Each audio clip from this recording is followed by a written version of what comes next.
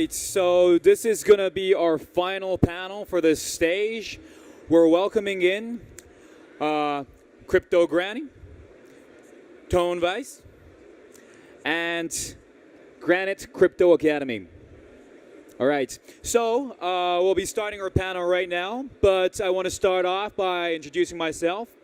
My name is Hayate from Cointelegraph Japan. I am in the crypto industry, have been in the crypto industry for 5 years now, and I am in this trading panel, although I do not know anything about trading. So I am going to ask very interesting questions for you guys, and I hope questions that you all can understand and relate to.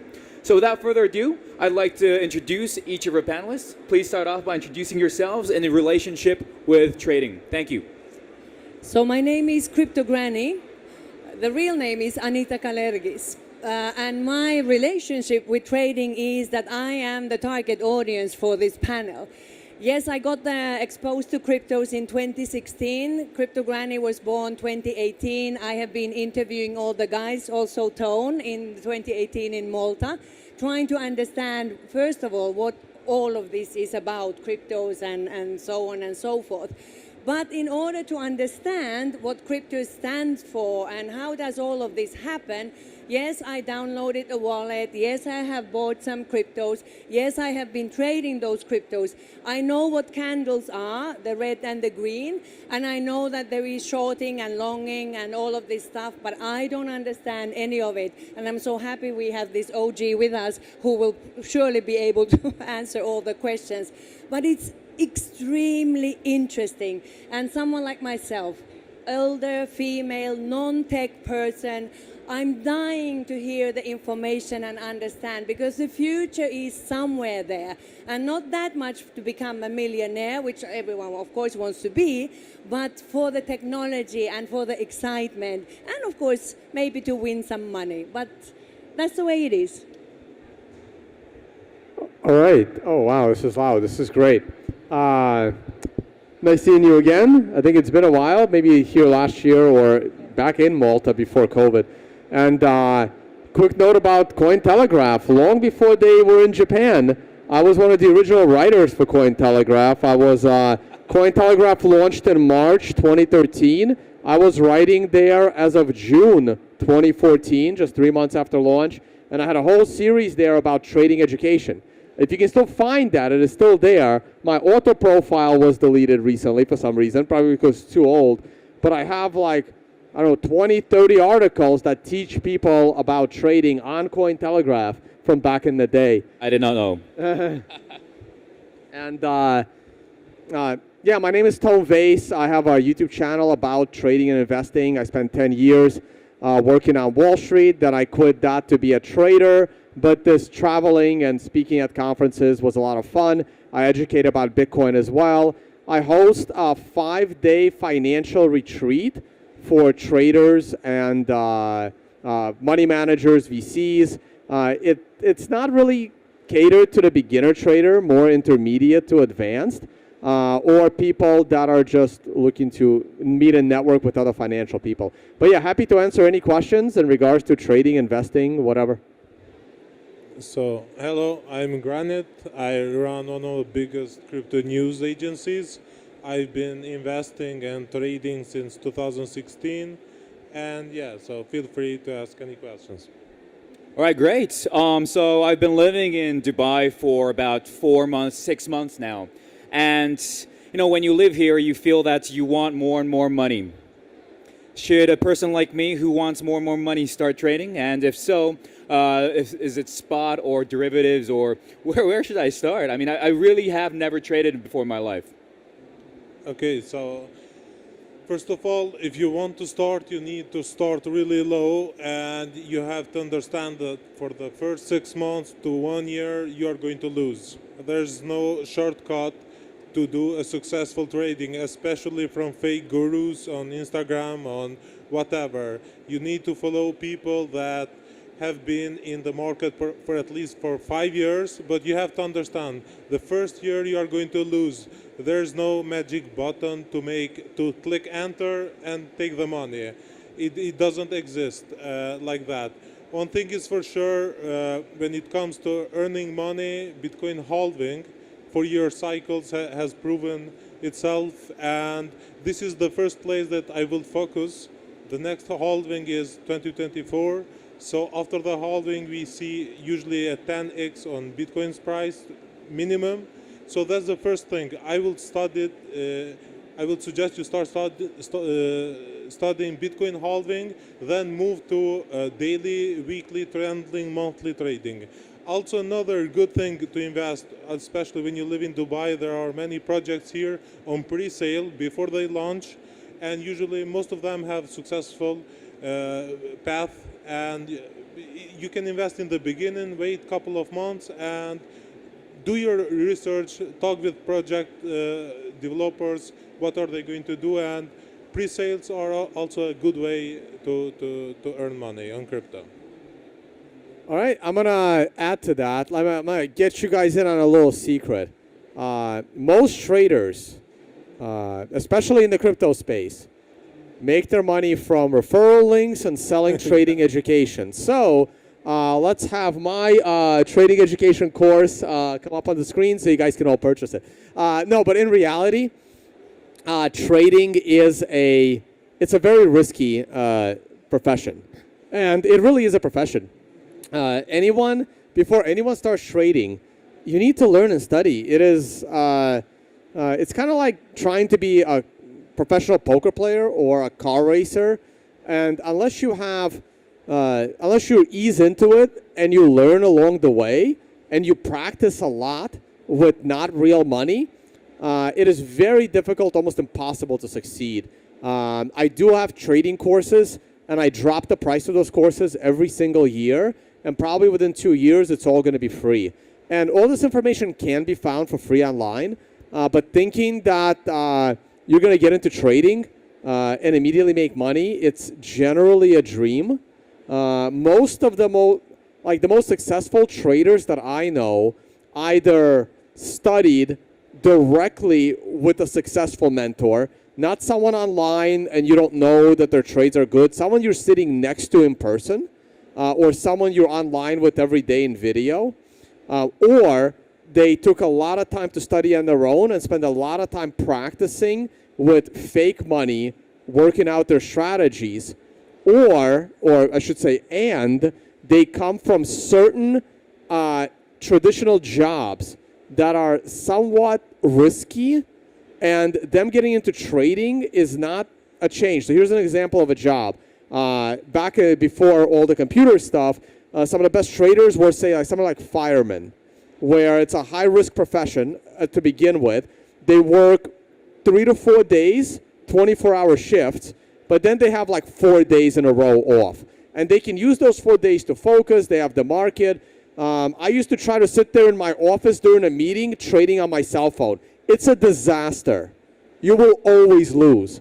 You have to focus. One day, when your strategies are all worked out and you've automated a lot of your stuff, you can then sit and relax on a beach with a laptop and being a successful trader. But your first 5 years are going to be spent in a basement with 7 monitors, okay? Very, very stressful. Also, gamblers. Gamblers transition to trading fairly well. They understand risk, successful gamblers, which is also rare. But a game like poker, which is more skill-based than luck-based. So these are the skill sets that transition well. Someone with a regular 9-to-5 job, only if they get into trading as a hobby and then have the confidence to make it into a profession. Because if you jump into trading thinking you're going to make money, you're going to be trading what's known as scared money. And scared money never grows to real money. Well, Crypto Granny could add on this one that my approach is actually very simple. First of all, make a deal with yourself how much you're prepared to lose. And then start trading only with that amount. And there is no going back that, okay, let me add another 100 or whatever. So you need to have a consensus with yourself of how much are you ready or can lose to start with. And then basically myself, I'm a hodler. So all those cryptos, and there are quite a few actually, that I ever invested in, I'm holding them. just to see, and you can trust every morning I wake up, CoinGecko is the first that I open to see what has happened. And it's been mainly red lately, but it's needed, it's required. But then the other part of the whole big thing is obviously that do your homework. Whatever makes sense to you, makes sense in a down-to-earth way that this kind of project, this kind of problem solving actually is needed. They are not solving self-made problems, but actual ones. Or it just makes sense, it's logical, then it's worthwhile checking a bit more and actually investing in it. And like I said, the candles I leave alone. So does the crowd actually trade crypto or other assets? Do people trade crypto over here? Yeah. Oh, so we have a crypto trade, like FX, commodities. I don't know. Okay. So there's a pretty crowd. So right now, so I guess all of you have your strategies, your markets that you like. Is there any comments on any of the markets you're trading on? Would you like to share some insight? Yeah, so I've been trading since 2016, and this is the first time that I sold at all-time high. I sold Bitcoin at 69 and all my portfolio. And after 6 years of losing, winning, losing is the first time that I won on everything when I sold everything at 69, because after that, basically everything crashed. So one thing that most of people don't know is that in crypto you have time. It takes a couple of months for Bitcoin to grow, then that money goes in altcoins, and this is the best strategy. You have time, so it's better to wait in dollars, USDT, USDC, etc., and wait to see how Bitcoin goes, because in case Bitcoin goes minus 50%, minus 60%, other altcoins will go minus 99%. And this is not the first time happening. It's same thing happened in 2018 in January. So, but one thing is for sure, that after the halving, Bitcoin will grow, and that will happen 4th of May 2024. And by the time, you need to do your research to check which projects have the best hype, best marketing, best utility, etc. And in this case, you can make a lot. So the next 1 to 2 years, you're not going to trade at all? No, yeah, for sure. I'm investing on pre-sale projects, the ones that are coming, the ones that have real net.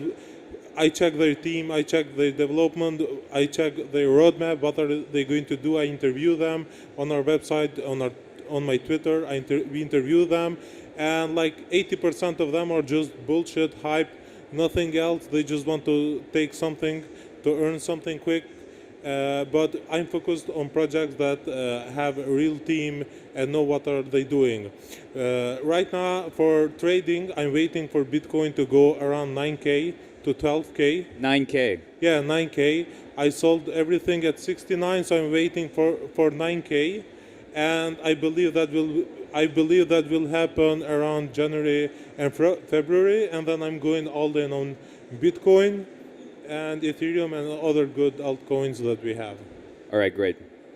What markets are you? Sure. So I've been trading since 2002. So it's 2002, 2003. So it's been 20 years.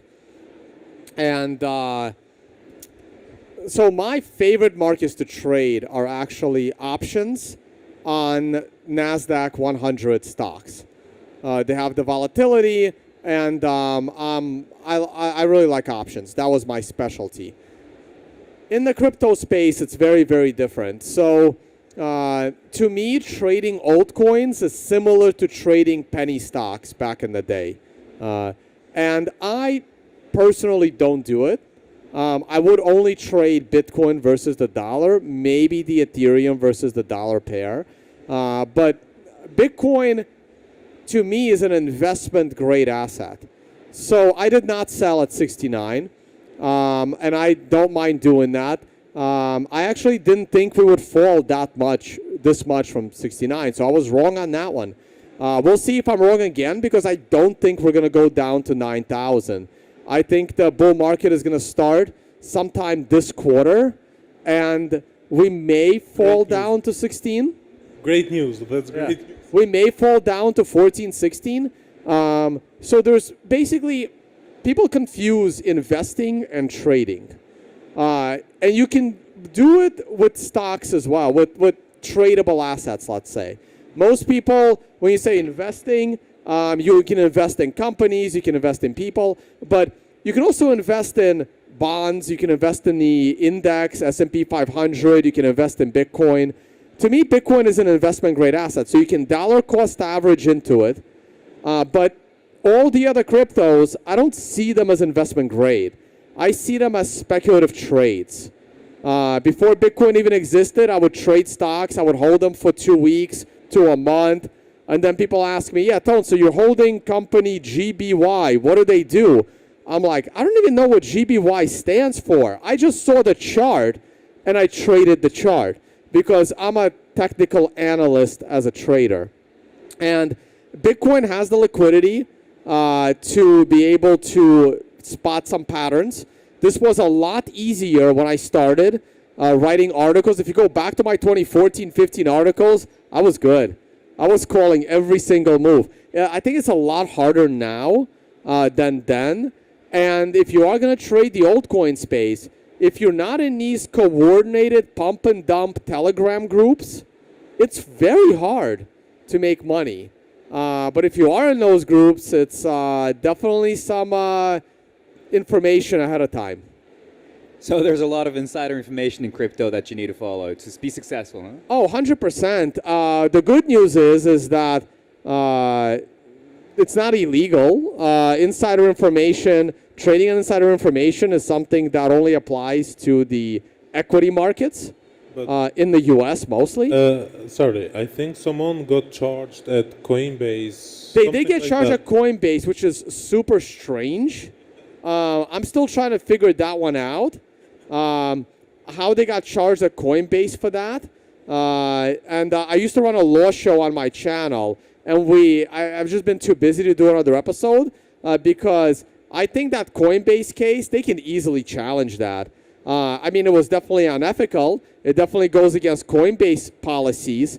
But there's some. But what they did was, I think there's SEC is saying that they're naming these tokens securities, and because they're naming the tokens as securities, suddenly them trading on insider information breaks the security law. But at the time that it was done, they weren't securities. So I think this is going to be a very, very big challenge. And then again, this mostly applies to the U.S. markets. Unfortunately, that's the world we live in. And imagine that guy that they charged for Coinbase, he told his brother and his friend while having some beers. And imagine that if we go like this, everyone will be in jail. Oh my. Yeah, personally, I try not to trade on that information because it never works for me.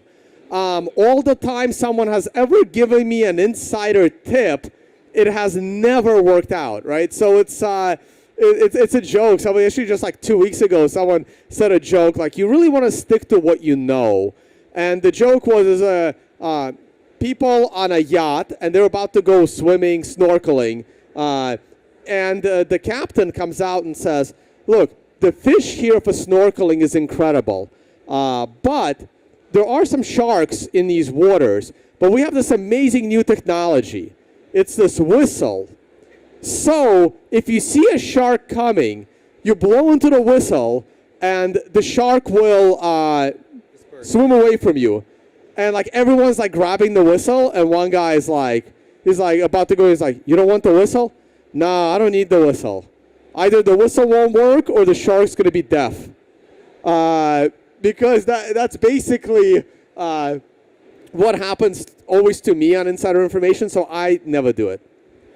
Okay, well, first of all, I'm so happy you said it out loud, because until now I think I've been the only one in the whole space saying that Bitcoin will not go down to 9 or not much more where it's been. So that's what I do believe. To me, the price predictions, actually, they come all to what's between our ears. because all this space, I mean, there is so many really experienced financial guys and institutes, and I don't know what, banks, bankers, ex-bankers, giving their predictions that, now it's going to go. It was supposed to go to 100K last Christmas, right? I really thought it was gonna go. Well, when we were breaking, 65,000 was the April 2021 high. Yeah. When we were breaking that high in October, November, based on how I trade, based on my favorite chart patterns, when you break an all-time high after such a long hiatus, and in this case it was about 6 months, and that was long enough. In my experience, 70 to 80% of the time you go higher. It's not 100% of the time, but I was very, very bullish at the all-time high, and that strategy has been working out for me for 20 years. It's not always going to work out, but it usually works out, and this time it did not. Yeah, and that's the thing. The crypto space to me is so unpredictable. It comes down to how the masses adapt, how much we believe, what are the regulators saying, how scared are people in jumping in. And I am not a fan of whales. To me, if the whales take over, the more they take over, the more certain we are going back to the old school. I mean, we started the revolution with all its positivity. We want to have a say in everything. Now the whales will have the say. So we are not getting there where we were supposed to. Already discussing with you in 2018, and that was kind of a late. So that's how I see this actually, and I'm very, very cautious with these predictions, but I'm with you, Tone, definitely with that you need to have someone you truly trust and know or have followed for a longer time to be able to say that, okay, he's her opinion and I actually want to consider when I'm making my decision. I see. So whales and a lot of good information is important, right? So what kind of information you take in? For me, I'd like to go to the floor if they have questions or if there is anything you want to talk we'd about. love to take some audience questions. Yes. Just walk around with the mic. Anyone just raise their hand? It doesn't have to be crypto related. If you have any questions, I'd be happy to address it to the crowd, yes. And if not, we can... No questions. All right, you want to wrap it up? You have more questions? I have just one suggestion for you. If you see gurus in Dubai renting Lambos, don't buy their courses. You should follow like Tony, he's OG, he's been trading forever on stocks, non-crypto, and he's really successful. So if you don't go get rich quick, there's no shortcut for that. So did you trade alongside your teachers, and that's how you learned as well? Yeah, so I did for a little while, but then so the first time I started trading, like, hey, I have multiple degrees. I have a degree in geology. I have a master's in financial engineering. So after the financial engineering master's degree, I gave it a shot. I'm like, you know what? I think I'm gonna be a trader. So it was around 2005 when I just started trading on my own. And I recognized the real estate bubble. And I started shorting real estate in 2006. And in 2007, early 2006, I started shorting real estate. Home builders, all banks, everything. And at the end of 2006, I ran out of money shorting real estate. So I had to go get a job, and that job was at Bear Stearns. And I got that job in early 2007, building risk models for Bear Stearns, which a year and a half later completely collapsed because of the crash in real estate. So my first attempt, I wasn't wrong, I was just early. And then I worked on Wall Street coding risk models for a while until I finally quit to give trading a proper full-time shot, because like I said, I was trading on my phone in meetings, and I wasn't doing very well, but I knew I could do it. So in 2015, I finally quit and started trading, but I really enjoyed the traveling life. And I don't trade that much these days because I'm just enjoying going to conferences and talking about Bitcoin. And I started writing about Bitcoin as well in like 2014, 15, while I was trading traditional markets. And then slowly transitioned into organizing conferences and speaking at conferences and traveling and enjoying life a little more. Trading was not very different in 2002, and it's not going to be that different in 2032. I can always go back to it. All right, so even in this market, I guess we are trading. Thank you so much for joining us in the very last panel, and I hope you guys enjoyed the panelists. Thank you, so guys. Thank you very much.